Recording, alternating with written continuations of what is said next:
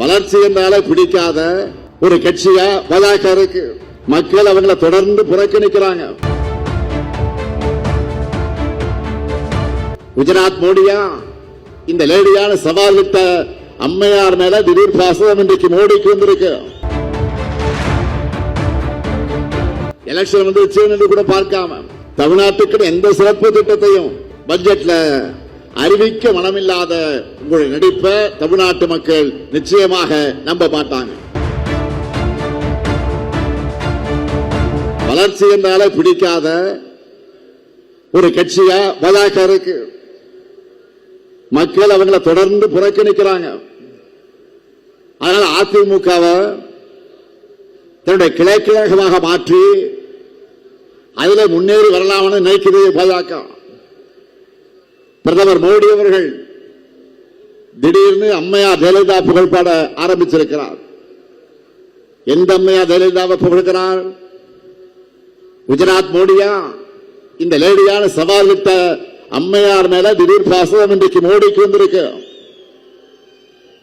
மாண்புமிகு பிரதமர் மோடி அவர்களே, அம்மையார் ஜெயலலிதா விட்ட சவால் உங்களுக்கு மறந்து போச்சா? இல்ல இந்தியாவிலே அதிமுக அரசாங்கம் தான் ஊழல் அதிகமாக நடக்க அரசாங்கம்னு உங்களுடைய நம்பர் 2 அமித்ஷா பேசினார, அதை மறந்துட்டீங்களா? நீங்க மறந்திருக்கலாம். ஆனா இது எதையுமே தமிழ்நாட்டு மக்கள் மறக்கல. இதையெல்லாம் மறந்துட்டு அல்ல, மறைத்து விட்டு பிரதமர் பேசுவது எதுக்காக என்று கேட்டால், ஒன்றிய பாஜகவோட 12 ஆண்டு கால ஆட்சியில தமிழ்நாட்டுக்கு எதுவும் செய்யல. சொல்லிக்கொள்ள சொந்தமான சாதனைகள் இல்லாத காரணத்தால் தான் நம்ம ஜெயலலிதாவுடைய புகழ்பாடுன வாக்குகளா வருமானு பார்க்கிறார். எலெக்ஷன் வந்துருச்சு என்று கூட பார்க்காம தமிழ்நாட்டுக்கு எந்த சிறப்பு திட்டத்தையும் பட்ஜெட்ல அறிவிக்க மனமில்லாத உங்களுடைய நடிப்பை தமிழ்நாட்டு மக்கள் நிச்சயமாக நம்ப மாட்டாங்க.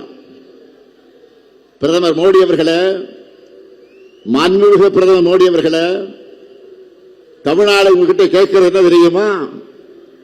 தென்னிந்தியாவின் மான்செஸ்டராக இருக்கக்கூடிய கோவைக்கு மெட்ரோவுக்காக ஏன் அனுமதி தரல?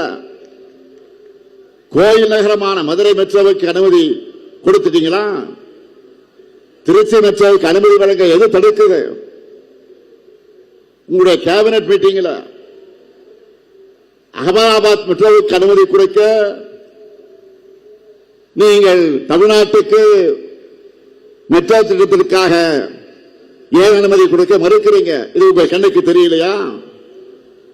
எங்களுடைய கோரிக்கைகளையும் தமிழ்நாட்டுக்கு ஒன்றிய பாஜக செஞ்சிருக்கக்கூடிய துரோகங்களையும் ஓரவந்தர்களை நான் தொடர்ந்து சொல்லிக்கிட்டு இருக்கிறேன். அதுக்கெல்லாம் உங்கள் பதில் என்ன? ஓசூர் விமான நிலையத்துக்கு அனுமதி எங்க? சென்னை மெட்ரோ ரயில் திட்டத்திற்கான முழுமையான நிதி எப்போ தருவீங்க?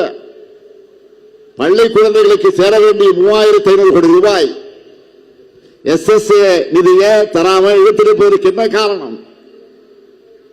ஜல்ஜீவன் இயக்கத்திற்கான மானியத்தை 3548 கோடி ரூபாயை எப்போ தருவீங்க? ஊரக உள்ளாட்சி அமைப்புகளுக்கு தர வேண்டிய 2246 கோடி எப்போ தருவீங்க? ஒன்றிய அரசு திட்டங்களுக்கு தர வேண்டிய நிதியை கூட ஏன் தராம நிறுத்தி வச்சிருக்கீங்க? ஜிஎஸ்டியால தமிழ்நாட்டுக்கு இந்த ஆண்டு 9600 கோடி ரூபாய் இழப்பு ஏற்பட போகுது. இது அநியாயம் இல்லையா? ரிசர்வ் பேங்க்ல தமிழ்நாடு அக்கவுண்ட் இருந்த 1079 கோடி ரூபாய் ஒன்றிய அரசு பிடித்து செஞ்சது சரியா? தமிழ்நாடு மின்பகிர்மான கழகத்துக்கு 16,290 கோடி ரூபாய் இழப்பீட்டு நிதி வழங்கின நிபந்தனை விதிச்சு கூடுதல் சுமை ஏற்றுவது சரியா? இதையெல்லாம் செயற்கையான நிதி இருக்கு சொல்லாம வேற என்ன சொல்றது?